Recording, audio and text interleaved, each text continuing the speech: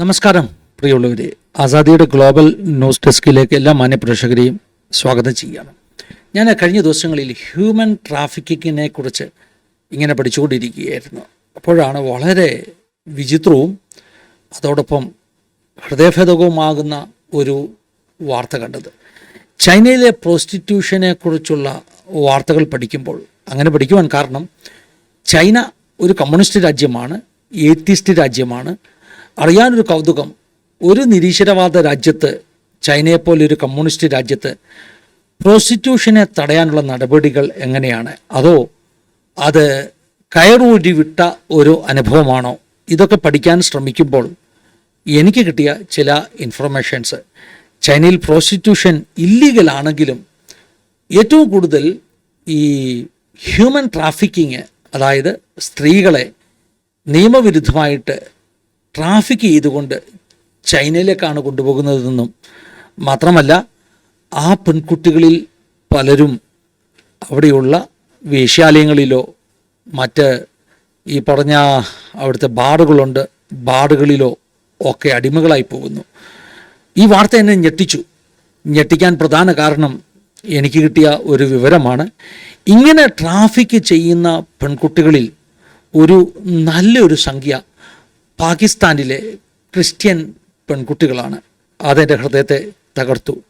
എന്തുകൊണ്ടാണ് ക്രിസ്ത്യൻ പെൺകുട്ടികൾ പാകിസ്ഥാനിൽ നിന്ന് ചൈനയിലേക്ക് ട്രാഫിക് ചെയ്യപ്പെടുന്നത്? ഞാൻ ഈ മീഡിയയിലൂടെയൊക്കെ കിട്ടിയ ഇൻഫർമേഷൻ കളക്ട് ചെയ്തപ്പോൾ എനിക്ക് മനസ്സിലായത്, അതിൻ്റെ ഒന്നാമത്തെ കാരണം മീഡിയ പറയുന്നു പോവർട്ടി, ദാരിദ്ര്യമാണ്. പാകിസ്ഥാനിലെ ക്രിസ്ത്യാനികളുടെ അവസ്ഥ നിങ്ങളൊന്ന് ചിന്തിക്കണം. ആ രാജ്യത്ത് ഒത്തിരി പീഡനങ്ങൾക്ക് വിധേയമാകുന്ന ഒരു സമൂഹമാണ് പാകിസ്ഥാനി ക്രിസ്ത്യാനികൾ. അവർക്ക് സമൂഹത്തിൽ മുൻപിലേക്ക് വരുവാനുള്ള, മറ്റുള്ളവരോടൊപ്പം വളരുവാനുള്ള സാധ്യതകൾ ഒത്തിരി കുറവാണ്. ലോകത്തിൽ എവിടെയെങ്കിലും ഏതെങ്കിലും സമൂഹം ഇത്രയധികം പാർശ്വവൽക്കരിക്കപ്പെടുന്നുണ്ടോ എന്ന് സംശയമാണ്. ഇന്ത്യ പോലെ രാജ്യങ്ങളിലൊക്കെ പല സമൂഹങ്ങളും പാർശ്വവൽക്കരിക്കപ്പെടുന്നുണ്ട്. പക്ഷേ പാകിസ്ഥാനിലെ അവസ്ഥയുമായിട്ട് ഒരിക്കലും നമുക്കതിനെ തുലനം ചെയ്യുവാൻ പറ്റുകയില്ല. ഏറ്റവും അധികം അടിച്ചൊതുക്കപ്പെട്ട, പാർശ്വവൽക്കരിക്കപ്പെട്ട, എപ്പോൾ വേണമെങ്കിലും മതനിന്ദയുടെ പേരിൽ അല്ലെങ്കിൽ പ്രവാചക നിന്ദയുടെ പേരിൽ ജയിലിലാകുവാൻ സാധ്യതയുള്ള, അങ്ങനെ മത വിദ്വേഷ കേസുകൾ എപ്പം വേണമെങ്കിലും ചാർത്തി കിട്ടുവാൻ സാധ്യതയുള്ള ഒരു കൂട്ടരാണ് പാകിസ്ഥാനിലെ ക്രിസ്ത്യാനികൾ, പ്രത്യേകിച്ച് പഞ്ചാബ് പ്രവിശ്യയിലെ ക്രിസ്ത്യാനികൾ. കഠിനമായ ദാരിദ്ര്യം ഇവരെ വേട്ടയാടുന്നു. വലിയ ദാരിദ്ര്യത്തിലൂടെയാണ് ഇവർ കടന്നു പോകുന്നത്. അപ്പോൾ ഈ ഇൻ്റർനാഷണൽ മീഡിയ റിപ്പോർട്ട് ചെയ്യുന്നത് പാകിസ്ഥാനി ക്രിസ്ത്യാനികളുടെ ദാരിദ്ര്യമാണ് ഇങ്ങനെ പെൺകുട്ടികൾ ട്രാഫിക് ചെയ്യപ്പെടുവാൻ കാരണം. പക്ഷേ കേവലം ദാരിദ്ര്യം മാത്രമല്ല എന്നാണ് ഞാൻ നടത്തിയ അന്വേഷണത്തിൽ നിന്ന്, പഠനങ്ങളിൽ നിന്ന് എനിക്ക് മനസ്സിലാക്കുവാൻ ഇടയായി തീർന്നത്. അതായത് പാകിസ്ഥാനും ചൈനയുമായിട്ടുള്ള ഒരു വലിയ ബന്ധമുണ്ട്, ഒരു ഇൻ്റർനാഷണൽ ഒരു ബന്ധമുണ്ട്. ആ ബന്ധം ഈ ചൈന പാകിസ്ഥാൻ എക്കണോമിക് കോറിഡോറൊക്കെ പണിത് അവരിങ്ങനെ ഊട്ടി ഉറപ്പിക്കുകയാണ്. പാകിസ്ഥാൻ്റെ ഏറ്റവും വലിയ സഖ്യകക്ഷിയായിട്ടാണ് ചൈനയെ അറിയപ്പെടുന്നത്. ഈ ബന്ധത്തിലൂടെയാണ് സത്യത്തിൽ ഈ ട്രാഫിക്കിംഗ് കൂടുതൽ നടക്കുന്നത് എന്ന് പറയുമ്പോൾ, അതായത് ചൈനയും പാകിസ്ഥാനും അറിഞ്ഞുകൊണ്ട് ആണ് ഇത്തരം പ്രവർത്തികൾ നടക്കുന്നത് എന്ന് പറയുമ്പോൾ അത് വലിയ സങ്കടമാകുന്നു. പാകിസ്ഥാനെ സംബന്ധിച്ചിടത്തോളം പാകിസ്ഥാനിലെ ക്രിസ്ത്യാനി പെൺകുട്ടികൾ കുറേ പേരെ ട്രാഫിക് ചെയ്ത് ചൈനയിൽ പോയിട്ട് അവരെ കൊണ്ടുപോയിട്ട് പാകിസ്ഥാന് വലിയ സങ്കടമൊന്നുമില്ല. കാരണം പാകിസ്ഥാൻ അത്ര വലിയ പരിഗണനയൊന്നും കൊടുക്കുന്ന കൂട്ടരല്ല പഞ്ചാബ് പ്രവിശ്യയിലെ ക്രിസ്ത്യാനികൾ. അങ്ങനെയുള്ള കുറേ ക്രിസ്ത്യൻ പെൺകുട്ടികളെ ചൈനക്കാരെ ട്രാഫിക് ചെയ്ത് കൊണ്ടുപോയാൽ അത് കണ്ടില്ല എന്ന് നടിക്കുന്ന നിലപാടാണ് പാകിസ്ഥാൻ ഉള്ളതെന്ന് ഇൻ്റർനാഷണൽ, അതായത് സംഘടനകൾ, ഹ്യൂമൻ ട്രാഫിക്കിങ്ങിനെയൊക്കെ എതിർക്കുന്ന, മനുഷ്യാവകാശത്തിന് വേണ്ടി നിൽക്കുന്ന ഇൻ്റർനാഷണൽ സംഘടനകൾ പാകിസ്ഥാനെക്കുറിച്ച് പറയുന്നു. ചൈനയെക്കുറിച്ചും പറയുന്നതും ഇത് തന്നെയാണ്. ചൈന ഗവൺമെൻറ്റിനും അറിയാം ഇല്ലീഗലായിട്ട് ഇങ്ങനെ പെൺകുട്ടികളെ ട്രാഫിക് ചെയ്ത് കൊണ്ടുവരുന്നു, പാകിസ്ഥാനി ക്രിസ്ത്യാനി പെൺകുട്ടികളെ ട്രാഫിക് ചെയ്ത് കൊണ്ടുവരുന്നു. ചൈന ഗവൺമെൻറ്റും കണ്ണടയ്ക്കുന്നു എന്നുള്ളതാണ് സത്യം.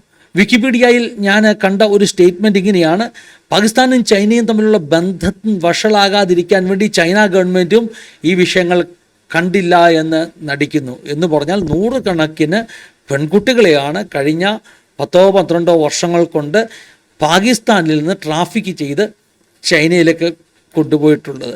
ഇതിന് ചൈനയുടേതാകുന്ന ഒരു സാമൂഹിക പശ്ചാത്തലമുണ്ട്. ചൈനയിലെ അവസ്ഥ, ചൈനയിൽ സ്ത്രീ പുരുഷ അനുപാതം വളരെ ആപത്കരമായ ഒരു രീതിയിലാണ് പോകുന്നത്. ചൈനയിൽ എല്ലാ പുരുഷന്മാർക്കും പെൺകുട്ടികൾ ലഭിക്കുകയില്ല. കാരണം ചൈനയുടെ പോളിസി ഒരു കുടുംബത്തിന് ഒരു കുട്ടി എന്നുള്ളതാണ്. അതുകൊണ്ട് തന്നെ ഈ കുടുംബങ്ങളൊക്കെ ഒരു ആൺകുട്ടിക്ക് വേണ്ടി പ്രിഫർ ചെയ്യുന്നു. അങ്ങനെ ആൺകുട്ടികൾ നിറഞ്ഞ ഒരു ദേശമായി ചൈന മാറുന്നു. പെൺകുട്ടികളുടെ എണ്ണം കുറവാണ്. അപ്പോൾ സ്ത്രീ പുരുഷ അനുപാതം വളരെ ഡേഞ്ചറസ് ആയിട്ട് കുറവുള്ള ഒരു നാടാണ് ചൈന. അങ്ങനെ വരുമ്പോൾ ചൈനയിലെ ആൺകുട്ടികൾക്ക് പെൺകുട്ടികളെ കിട്ടാതെ വരുന്നു. പിന്നെ എന്താണ് അവർ ചെയ്യുന്നത്? ഇങ്ങനെ ട്രാഫിക് ചെയ്തുകൊണ്ട് പെൺകുട്ടികളെ കൊണ്ടുപോകുവാൻ അവർ ശ്രമിക്കുന്നു. മറ്റ് രാജ്യങ്ങളിൽ നിന്ന് ട്രാഫിക് ചെയ്ത് കൊണ്ടുപോകുന്നു. അതുകൊണ്ട് തന്നെ പ്രോസ്റ്റിറ്റ്യൂഷൻ ചൈനയിൽ വളരുന്നു.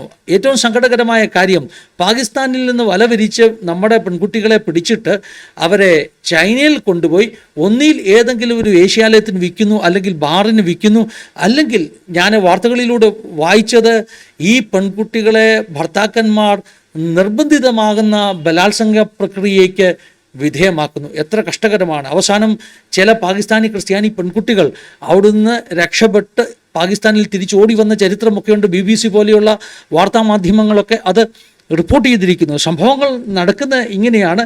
ചൈനയിൽ നിന്ന് ഏതെങ്കിലും ഒരു ഏജൻസി വഴി, പ്രത്യേകിച്ച് ഈ മാച്ച് മേക്കിംഗ് വെബ്സൈറ്റ്സ് ഒക്കെ ഉണ്ടല്ലോ, അതായത് ക്രിസ്ത്യാനികളായ പെൺകുട്ടികൾക്ക് ആൺകുട്ടികൾക്ക് വിവാഹ ആലോചനകൾക്കൊക്കെ സൗകര്യം കൊടുക്കുന്ന പാകിസ്ഥാനി ലോക്കൽ വെബ്സൈറ്റ്സ് ഒക്കെ ഉണ്ടല്ലോ, ഈ വെബ്സൈറ്റ് ഉപയോഗിച്ച് ചൈനക്കാരായ ആളുകൾ ചൈനയിലെ ക്രിസ്ത്യൻ പെൺകുട്ടികളുടെ പ്രൊഫൈൽ കണ്ടുപിടിച്ച് അതിനകത്ത് അപ്രോച്ച് ചെയ്യുന്നു. എന്നിട്ട് വാഗ്ദാനം ചെയ്യുന്നത് ഇങ്ങനെയാണ്: ഞങ്ങൾ ക്രിസ്തുമതം സ്വീകരിക്കാൻ തയ്യാറാണ്, നീ ചൈനയിൽ വരാൻ തയ്യാറാണെങ്കിൽ ക്രിസ്തുമതം സ്വീകരിക്കാൻ തയ്യാറാണ്. ലോക്കൽ ബ്രോക്കർമാരും ഇതിന് കൂട്ടുനിൽക്കുന്നു. അതായത് പാകിസ്ഥാനിലുള്ള ലോക്കൽ ബ്രോക്കർമാരും ഇതിന് കൂട്ടുനിൽക്കുന്നു. ഒരു പെൺകുട്ടിക്ക് $10,000-12,000 ഈ ചൈനക്കാരായ ആളുകൾ ചിലവിടുന്നത്. ഇതൊരു മെത്തേഡാണ്. അതായത് ഈ പറഞ്ഞ വെബ്സൈറ്റ്സ് വഴിയോ അല്ലെങ്കിൽ ലോക്കൽ ബ്രോക്കർമാർ വഴിയോ ഈ പാകിസ്ഥാനി ക്രിസ്ത്യാനി പെൺകുട്ടിയുടെ കുടുംബത്തെ അപ്രോച്ച് ചെയ്തിട്ട് ഇയാളൊരു ചൈനീസ് ക്രിസ്ത്യാനിയാണെന്നുള്ള വിധത്തിലൊക്കെ സംസാരിച്ചിട്ട്, അല്ലെങ്കിൽ ചൈനീസ് ക്രിസ്ത്യാനി അല്ലെങ്കിൽ പോലും ഞാൻ ക്രിസ്തുമതത്തിലേക്ക് മതം മാറുവാൻ തയ്യാറാണ് എന്നൊക്കെയുള്ള വിധത്തിൽ അഭിനയിച്ചിട്ട് ഈ പെൺകുട്ടിയുമായിട്ടുള്ള വിവാഹം ഉറപ്പിക്കുന്നു. ബ്രോക്കർമാർക്ക് നല്ല പണം കിട്ടും, ഇടയ്ക്ക് നിൽക്കുന്നവർക്ക് വളരെ വലിയ തുക കിട്ടും. ആരംഭത്തിൽ പെൺകുട്ടിയുടെ പിതാവിനും കുറേ $10,000 അവർക്കും കൊടുക്കും. അവസാനം വിവാഹം കഴിച്ച് ചൈനയിലേക്ക് കൊണ്ടുപോയി കഴിയുമ്പോഴാണ് യഥാർത്ഥ സത്യം മനസ്സിലാകുന്നത്. ഈ വ്യക്തി അങ്ങനെ ക്രിസ്തീയ ആശയങ്ങളിലുള്ള വ്യക്തിയൊന്നുമല്ല, ഒരു തികഞ്ഞ ചൈനീസ് നിരീശ്വരവാദിയാണ്. ഈ പെൺകുട്ടിയെ കൊണ്ടുപോയി ഏതെങ്കിലും ഒരു ബ്രോത്തലിന്, ഏതെങ്കിലും ഒരു വേശ്യാലയത്തിൽ വിൽക്കുന്നു, അല്ലെങ്കിൽ ഈ പറഞ്ഞതുപോലെയുള്ള ലൈംഗിക അതിക്രമങ്ങൾക്ക് വേണ്ടി ഉപയോഗിക്കുന്നു.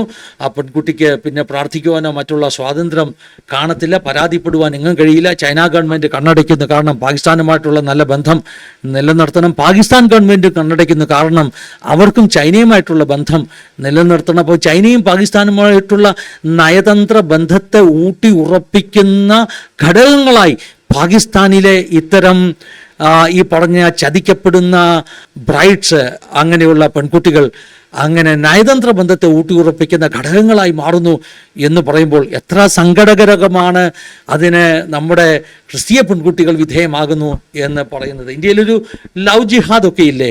ഈ ലവ് ജിഹാദിൻ്റെ മറ്റൊരു വേർഷനാണെന്ന് വേണമെങ്കിൽ പറയാം. ഈ പാകിസ്ഥാനിൽ നടക്കുന്ന പെൺകുട്ടികളെ വിവാഹ വാഗ്ദാനം കൊടുത്ത് തട്ടിക്കൊണ്ടുപോയി ചൈനയിലെത്തിച്ച് വേശ്യാലയങ്ങൾ വിൽക്കുന്ന ഈ പ്രക്രിയ ലവ് ജിഹാദിൻ്റെ മറ്റൊരു പതിപ്പാണ്.